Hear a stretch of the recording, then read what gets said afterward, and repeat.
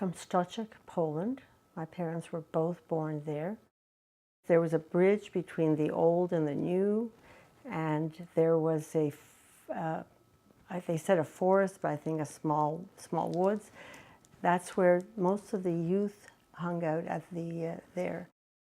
So this is my father's house, and there's the center door. On one side, the house the family lived. On the other side was a room where the organizations met, the youth organizations met, and I think all of them met at different times in there, and sometimes all of them. There was Bundist and Zionists and Polizionisten, I think there were, and but the youth all came together. They were all there. They had people who came in from Russia, from Warsaw, and lectured to them.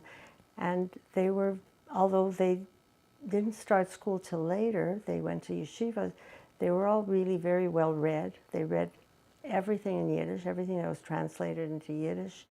They had libraries. On the top here, they added to the house another room. Friends of theirs lived there. This was my mother's house. My father always said my mother lived in the new area and they were wealthier than my father's family. They all lived in this house. There was no one, they didn't share the house with anyone else. And I think it has a back as well.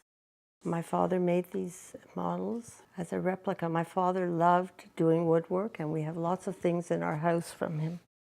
This house is with a thatched roof, and it's not anyone's house specifically, but it's just a typical house with the fence around it of a house in the Shtetl.